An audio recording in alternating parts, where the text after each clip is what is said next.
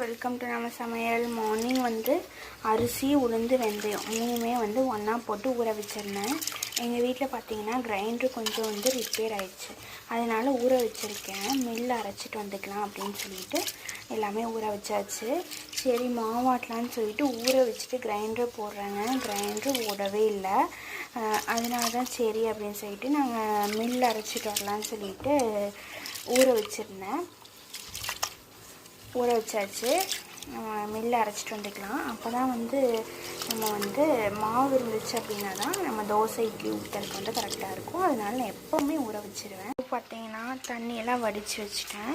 இதை வந்து ஒரு கவரில் போட்டு நம்ம வச்சிடலாம். சம்பரத்தோடு வந்து ஒரு காட்டன் கவரில் போட்டு நம்ம வச்சிடலாம். பாருங்கள், மாவு அரைச்சிட்டு வரக்கு வந்து ரெடியாக எடுத்து வச்சாச்சு. நம்ம சாப்பிட்டு அப்புறம் போய் கொடுத்தா சாப்பாடு மதியம் சாப்பாடு மட்டும் வச்சேன். அது வந்து விசில் வந்துட்டுருக்குது, நல்லா வருது. இந்த ஆயில் டிஸ்பென்சர் வந்து ரொம்ப யூஸ்ஃபுல்லாக இருக்குங்க. மிஸ்டர் விவசாயி தான் நான் யூஸ் பண்ணிகிட்ருக்கேன். நான் இதில் வெளியே வாங்குறத நாங்களே அரைக்கிறது தான் நானும் யூஸ் பண்ணுறேன்.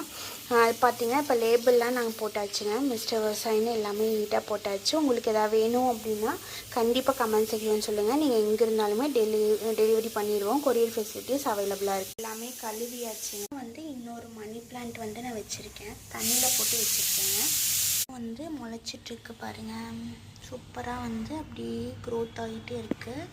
பார்ப்போம் எப்படி வருதுன்னு. இது காஞ்சி வருது, காஞ்சாலும் வளர்ந்துட்டு தான் இருக்குது. இதுவும் நல்ல க்ரோத் கொடுக்குது. இது சூப்பராக வளர்ந்துட்டுருக்கு. இதுக்கு தான் வந்து ஒரு டிப்ஸ் ஒன்று இருக்குங்க. என்னென்னா வெந்தயம் வந்து நல்லா பொடியாக அரைச்சிக்கோங்க. மிக்சியில் அரைச்சிட்டு டீத்தூள் இருக்குல்ல, நீங்கள் எந்த டீ யூஸ் பண்ணுறீங்களோ அந்த டீ தூள் இருக்கு இல்லையா, அதில் வந்து நல்லா மிக்ஸ் பண்ணிவிட்டு இந்த இது மண்ணை வந்து தோண்டி அதுக்குள்ளே வந்து போடுங்க. பூ வந்து கொத்து கொத்தாக. அதான் வந்து இப்போ டிப்ஸ் யூஸ் பண்ணலான்னு நினச்சிட்ருக்கேன். காஞ்சி போன ஒரு ரோஸ் செடி கூட வளருமாமா.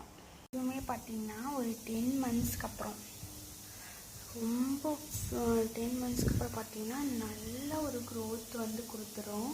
சூப்பராக இருக்குது. காலைல நான் இதுதாங்க பிளான்ட்டில் தான் முடிப்பேன். பிளான்ட்கிட்ட பேசுவேன். நம்ம பேச தான் அந்த பேசுகிற சவுண்டு வந்து நல்லா கேட்கும். பேசுகிற சவுண்டு வந்து செடிக்கு ரொம்ப பிடிக்குமா, அதனால நீங்களும் டாக் பண்ண ஆரம்பிச்சு. இன்றைக்கி பார்த்தீங்கன்னா வீடெலாம் வந்து தொடச்சி விடணும். அங்கங்கே அழுக்காக இருக்குது, ஃபுல்லாக க்ளீன் பண்ணி எடுத்துக்கலான்னு தான் இருக்கேன்.